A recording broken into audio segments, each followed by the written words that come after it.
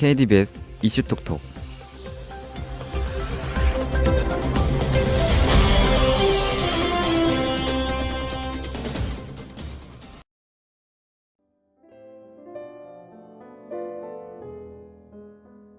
어느덧 2월이 지나고 3월이 다가왔습니다.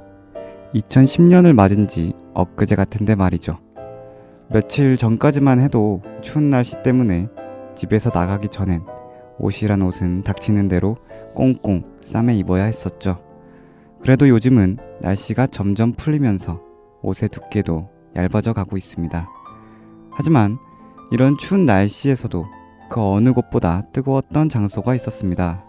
바로 국회인데요. 테러방지법의 통과 유무를 두고 여당과 야당이 첨예한 대립구도를 달리고 있었죠. 야당은 테러방지법의 통과를 막기 위해 무제한 토론까지 벌이기도 했습니다. 그렇다면 과연 테러방지법에 무엇이 문제이기에 이런 논란이 있는 것일까요?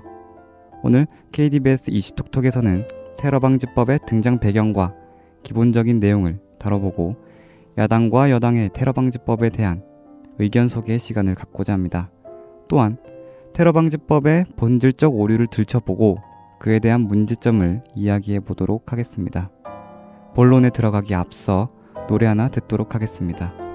퓨어킴이 부릅니다. 오늘의 뉴스.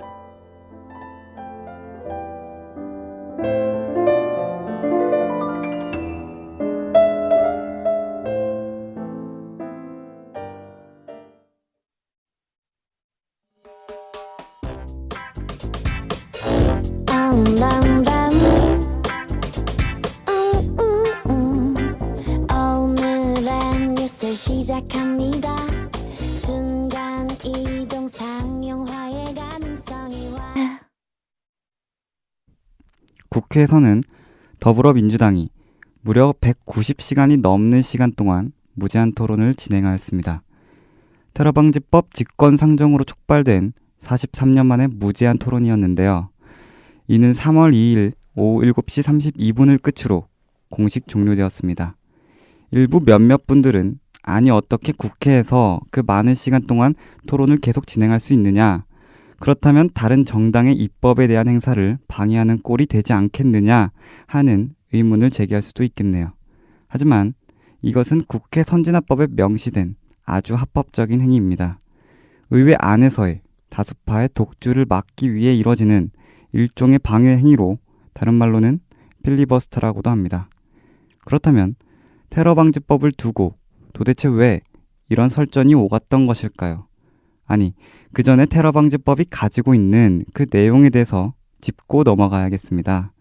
테러방지법은 크게 세 가지 기본 법안으로 구성되어 있는데, 먼저 국가 대테러 활동과 피해 보전 등에 관한 기본 법안, 그리고 국민 보호와 공공안전을 위한 테러 방지 법안, 마지막으로 국가 사이버 테러 방지 등에 관한 법률안으로 정리할 수 있습니다.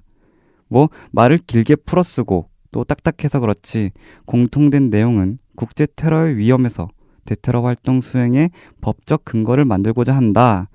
그래서 테러 방지를 위한 국가 책임과 필요사항의 명확한 규정을 통해서 국가 안보와 더불어 국민의 생명과 재산을 보호하겠다라는 내용을 공통적으로 담고 있습니다.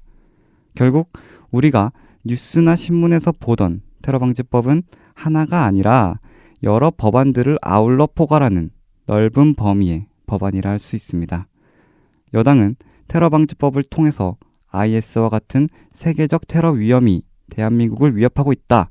그러니까 국가정보원에게 모든 권한을 위임하고 이를 효율적으로 관리하겠다는 입장입니다. 언뜻 보면 테러를 국가적 차원에서 관리한다니 얼마나 다행이고 도대체 무엇이 문제가 되는 것인가 하는 의문이 들 수도 있을 것 같네요. 도대체 왜 야당은 테러방지법을 두고 막아서고 있는 것일까요? 바로 이 테러방지법의 독소조항 때문인데요. 야당의 더불어민주당도 독소조항과 관련된 독소조항을 수정하면 더 이상 반대하지 않겠다는 입장을 표명한 바 있습니다. 그렇다면 야당이 지적하는 독소조항, 과연 어디에 있을지 한번 찾아보겠습니다. 일단 가장 논란이 되는 것은요, 바로 이 테러방지법의 구조와 부칙 2조입니다. 테러 방지 법안 17장 중에 한 장도 채 되지 않는 아주 적은 범위인데요. 하나씩 살펴볼까요? 가장 논란의 중심이 된 부칙 2조 2항을 살펴보겠습니다. 통신비밀보호법에는 안보에 상당한 위험이 예상되는 경우에만 감청이 가능한데 부칙 2조에서는 여기에 대테러 활동까지 포함할 것을 명시하고 있습니다. 더불어민주당은 대테러 활동의 범위가 모호하니까 악용될 가능성이 크다며 주장을 펼치곤 있지만 새누리당은 그에 반대로 오히려 그렇지 않다라며 팽팽히 맞서고 있습니다. 테러방지법 9조에는 국정원의 테러 위험 인물에 대한 정보 수집 권한을 주는 조항을 포함하고 있는데 이때 정보 수집은 개인정보와 위치정보 등을 포함하고 있습니다. 이 조항 또한 독소조항 탓에 기본권을 심각하게 침해한다는 야당과 국민 안전 보장을 위해 꼭 필요하다는 여당이 팽팽히 맞서고 있는데요. 그렇다면 여기서 한 가지 의문이 들게 되죠. 과연 독소조항이 진짜 독소가 될까 하는 것인데 테러방지법의 주요 내용 중 논란이 되는 부분들을 정리해 보고자 합니다. 국회 입법 예고 시스템에서 가져온 테러방지 법안 제11조 내용에 따르면 대테러 활동과 관련한 정보 수집 또 테러 위험 인물에 대한 수칙을 수행하기 위해서 국정원 소속으로 테러 통합 대응센터를 설치할 것을 명시했습니다. 이를 통해 국정원이 대테러 활동의 주체가 됨을 알 수 있겠죠. 그것뿐만이 아닙니다. 제16조에서는 테러 구성원으로 의심될 만한 상당한 이유가 있는 자에 대해서 테러 통합 대응센터의 장은 출입국을 규제하거나 통신과 관련된 정보를 수집할 수도 있습니다. 그리고 테러 통합 대응센터는 국정원의 지휘 아래 움직이죠. 무엇보다도 법안의 내용이 굉장히 모호합니다. 상당한 의심이 가는 자는 굉장히 포괄적인 의미를 가지고 있기 때문에 법안의 실제적 행사가 과연 효과적으로 진행될 수 있을까 하는 의문이 제기되고 있는 것이죠. 제23조에서는 상임위원회 위원장은 테러를 선전하거나 선동하는 글 또는 그림 혹은 상징적 표현에 대해서 관계기관 장에게 직접 긴급 삭제 요청을 할 수 있는데 상징적 표현이란 단어도 범위가 모호하고 지극히 합법적인 시위도 국가적 차원에서 탄압을 하거나 규제를 가할 수도 있기에 허술한 점이 있는 것이 사실입니다. 국정원에 대한 국민의 신뢰 문제는 선거 개입 의혹과 댓글 부대의 논란의 여파가 가시지 않았는지 높지 않은 것이 사실인데 그래서 그런지 테러방지법에 대한 국민의 호감도가 떨어질 수밖에 없는 것이 사실입니다. 그렇다면 이렇게 논란의 많은 법안을 가지고 굳이 새로 만들어야 할까라는 의문이 듭니다. 과연 국제적 테러의 위험에서 우리를 보호할 법률적인 안전망은 없는 것일까요? 테러방지법이 없다 라고 묻는다면 답은 바로 그렇지 않다입니다. 단지 테러방지법이라는 이름의 법이 없을 뿐 다양한 법과 제도가 준비되어 있습니다. 테러라는 용어 자체가 식민지 시대를 거치고 분단을 거치면서 정치적으로 악용되어 왔기 때문에 바로 이 테러라는 단어를 쓰지 않는 것일 뿐인데요. 먼저 적의 침투 도발이나 위협에 대응하기 위해 국가 방위 요소를 통합하여 동원하는 통합방위법, 그리고 이를 뒷받침할 비상대비 자원관리법을 제정해 시행하고 있습니다.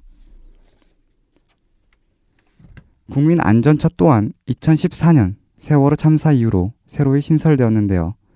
시민들의 구조 활동의 체계적 관리를 위해 노력하고 있습니다.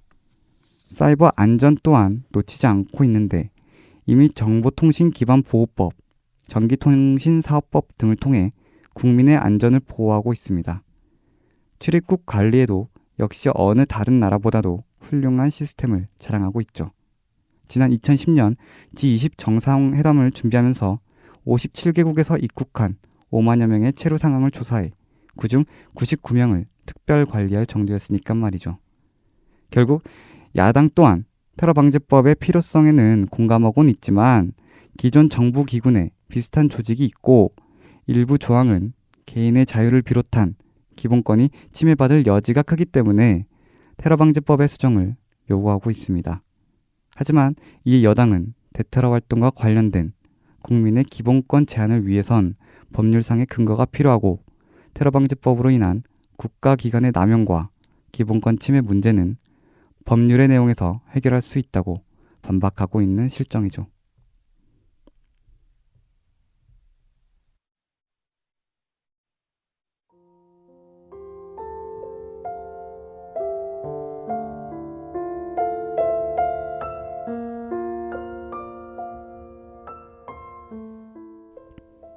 지금까지 테러 방지법을 두고 여야의 의견, 그리고 정말 이 테러 방지법이 우리에게 필수 불가결한 것인가에 대해서 많은 이야기를 나누어 보았습니다. 아직 섣불리 좋다, 안 좋다를 외치기에는 성급한 것이 사실이죠. 정치적인 의미가 들어가 있을 수도 있고 테러 방지법이 정말 우리에게 큰 도움이 될 수도 있기 때문입니다. 하지만 무엇보다도 법률의 전체적인 내용들이 모호하거나 허술한 점들이 많고 간혹 잘못 해석되었을 경우에는 국민의 소중한 기본권이 침해당할 수 있기에 테러방지법의 통과를 두고 깊은 수정이 필요해 보입니다. 저는 KDBS 이슈톡톡의 이동혁이었고요. 다음 주 똑같은 이 시간에 다른 주제를 가지고 이야기하고자 합니다. 이동혁이었습니다.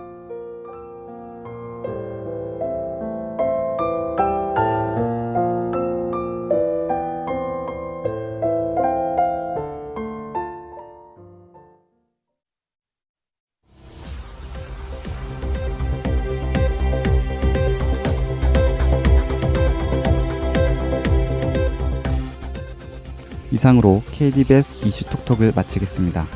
지금까지 제작 진행의 이동혁, 기술의 이혜지였습니다.